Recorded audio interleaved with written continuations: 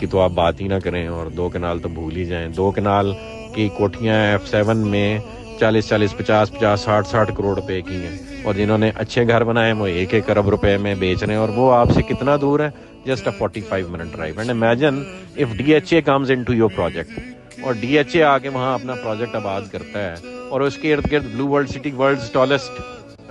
Building type کو structure لے آتا ہے۔ چلو ورلڈز ٹالسٹ نہ صحیح، ساؤتھ ایشیا کا سب سے اونچی بلڈنگ لے آتا ہے، جس پہ ہم کام کر رہے ہیں اس وقت، ایک واٹر تھیم پارک جو پاکستان کی عوام نے پہلے کبھی دیکھا ہی نہیں، جس میں دنیا کی تمام ہاٹ رائڈز اویلیبل ہوں گی، اور وہ آپ کے ملک میں ہو۔ جب برج العرب یہاں پہ بنا ہوا ہو اور ایک 7 سٹار ہوٹل بنا ہوا ہو، جب بلو مسجد استنبول جیسی مسجد یہاں پہ بنی ہوئی ہو، تو کیا تب بھی آپ نہیں سمجھ پا رہے کہ جی اس پروجیکٹ کی ویلیو ایڈیشن اس طرح کی ہو جائے گی کہ آپ کے جو 8 10 12 15 لاکھ والے پلاٹ خریدے ہوئے ہیں وہ الحمدللہ اپنی ویلیو ملٹیپلائی کرنے میں کامیاب ہو جائیں گے 4 5 7 گنا۔ تو الحمدللہ اس چیز کو سمجھنے کی ضرورت ہے اور پیشنس دکھانے کی ضرورت ہے۔ ہم نے اپنے پروجیکٹ کا باقاعدہ آغاز 2018 میں کیا، اور 2022 تک 2018 کے بیچے ہوئے یونٹس، یعنی جو رجسٹر کیے گئے یونٹس، ان کی کاسٹ آف لینڈ بڑی مشکل سے 2022 میں پوری ہوتی ہے، اور اگر سب نے اپنے ٹائم پہ پیمنٹ دی ہوتی تو۔ اور آپ کو پتہ ہے کسی بھی ریئل اسٹیٹ پروجیکٹ میں 40 to 50% صرف آن ٹائم پیمنٹس ہوتی ہیں، باقی سب پیمنٹس لیٹ ہوتی ہیں، اور 4 سال والی پیمنٹ 6 7 سالوں میں جا کے ملتی ہیں۔ تو اسی حساب سے بھی پروجیکٹ نے اپنی ڈلیوری کو ری اسکیجول کرنا ہوتا ہے۔ بہرحال جن لوگوں نے اپنی پیمنٹس آن ٹائم کی، ان کو ہم آن ٹائم ڈلیوریز دے رہے ہیں، اور ان کو دے چکے ہیں ڈلیوریز، اور اس کے بعد ڈیولپمنٹ چارجز جو ہیں ان کا کوئی 2 سال کا ٹائم پیریڈ ہوگا، تو یعنی ایک کسٹمر کو اپنا ڈلیوری ٹائم اراؤنڈ 6 ایئرز دیکھنا چاہیے۔ تو 2018 میں ہم لانچ ہوئے ہیں، and it is 2023 right now, تو 24 میں یا 25 میں جا کے ہماری ڈلیوریز ڈیو ہونی ہے، اور ہم اس کے لیے بالکل پریپیئرڈ ہیں۔ تو ہیو پیشنس، الحمدللہ ہم کام کر رہے ہیں، اور کچھ جگہوں پہ آپ نے کام خود جان بوجھ کے سلو کرنا ہوتا ہے، جہاں لینڈ بائنگ آپ نے ابھی کچھ پارٹس کی پورشنز کی رہتی ہو، وہ آپ ویٹ اینڈ سی کی اسٹریٹجی کے تحت، جس وقت اگلا سیلر جو ہے، آپ قبضہ چھین تو سکتے نہیں کسی سے۔ یہ ایک مسکنسیپشن ہے ڈیولپرز کے بارے میں، اور سارے ڈیولپرز کو ایک ہی لاٹھی سے نہیں ہانکنا چاہیے۔ ہم الحمدللہ رقبہ خرید کے پوزیشن لیتے ہیں، اور ہاں پھر وہ پوزیشن کسی نتھو خطو غیرے کو نہیں دیتے۔ تو الحمدللہ بلو ورلڈ کی تمام مینجمنٹ صبح شام صرف ایک ہی چیز پہ فوکس ہے کہ بلو ورلڈ سٹی کو اپنے تمام کاروباری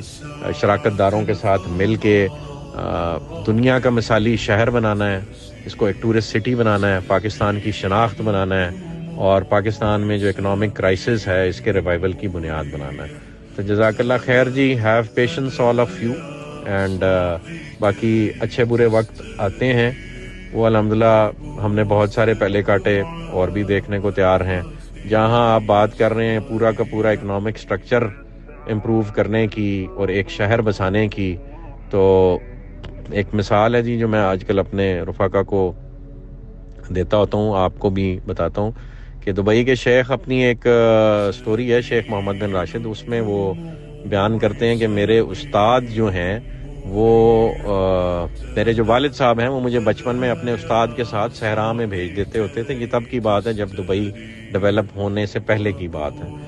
تو جب شیخ راشد کے دور کی بات ہے، تو وہ انہیں صحرا میں بھیج دیتے تھے، اور ان کے استاد محترم جو ہیں وہ رات کو صحرا میں جس ٹینٹ میں ان کو ٹھہراتے تھے، ان کے بستر میں چھوٹے چھوٹے بچھو چھوڑ دیتے تھے،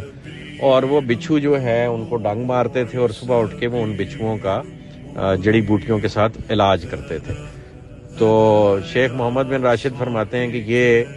بات مجھے تب جا کے سمجھ آئی کہ میرے ٹیچر ایسے کیوں کرتے ہیں۔ جس دن صحرا میں میں اکیلا تھا اور ایک بڑے بچھو نے مجھے ڈنگ مارا، تو ان چھوٹے بچھوؤں کے کاٹنے سے جو امیونٹی میرے جسم میں کریٹ ہوئی، اس نے مجھے اس بڑے بچھو کے ڈنگ سے بچا لیا۔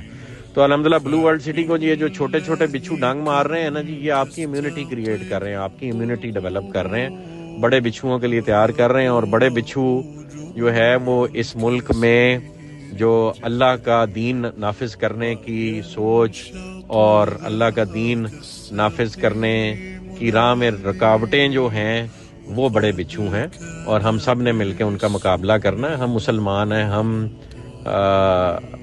اللہ کی بنائی ہوئی مخلوق ہیں اور اللہ کو مانتے ہیں, اللہ کو جاننے کی کوشش کرتے ہیں. اللہ کے دین کے مطابق زندگی گزارنا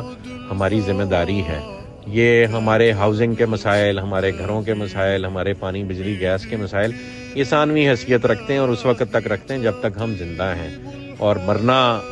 حق ہے, موت حق ہے. ہم سب نے مر کے اللہ کے پاس جانا ہے اور اللہ کو جواب دہ ہونا ہے کہ جو استطاعت اس نے ہمیں دنیا میں عطا کی وہ کیا ہم نے اس کے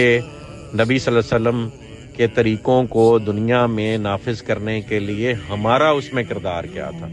تو ہم اپنے پروجیکٹ کے تھرو اور اپنے عمل کے تھرو اور اس لوگوں سے کیے ہوئے وعدوں کے تھرو اور اس سے کمائے ہوئے مال کو اللہ کی راہ میں خرچ کے, یہ جو سوچ آپ سے میں ڈسکس کر رہا ہوں, اس کو پھیلانے کی خاطر اللہ کی قسم یہ کام کر رہے ہیں. اور کوئی ارادہ نہیں اور کوئی خواہش ہی نہیں. روز اول سے ایک ہی خواہش اللہ پاک نے دل میں رکھی اور وہ یہ ہے جو میں نے آپ سے بیان کی. اس کے علاوہ اور کوئی خواہش نہیں. اس لیے جگہ جگہ نہ چاہتے ہوئے بھی لوگ کہتے ہیں کہ جی آپ ڈیولپر ہیں, ڈیولپر ہی رہیں, مذہب کے ٹھیکیدار نہ بنے. بھائی ہم مذہب کے ٹھیکیدار نہیں ہیں, مسلمان تو ہیں نا. اور اللہ پاک نے جو ہر مسلمان کو ایک فریضہ عطا کیا ہے اس فریضے کو نبھانا ہے کہ نہیں نبھانا. اگر آپ کو اپنی آخرت بھولی ہوئی ہے, اللہ کا شکر ہے کہ ہم اللہ پاک نے یاد رکھنے کا موقع دیا ہوا ہے اور یہ سوچ زندہ رکھی ہوئی ہے کہ ایک دن اللہ کے پاس جانا ہے اور اسے جواب دہ ہونا ہے. تو اس جواب دہ ہونے کے لیے یہ ساری کوشش کاوش جو اللہ پاک نے ہمیں کیپیبلٹیز عطا کی ہیں اپنے نبی صلی اللہ علیہ وآلہ وسلم کے پیروں کی خاک کے صدقے, ان کو بروئے کار لاتے ہوئے بہترین قسم کا پروجیکٹ ڈیلیور کریں, بہترین قسم کی سوچ ڈیلیور کریں اور بہترین قسم کا نظام اس شہر کے لیے بھی وضع کریں اور اس شہر کو مثال بنا کے پھر اپنے ملک کے لیے بھی وضع کریں. جزاک اللہ خیر جی, دعاؤں میں یاد رکھیں. اللہ پاک آپ سب کا حامی و ناصر ہو. جزاک اللہ خیر.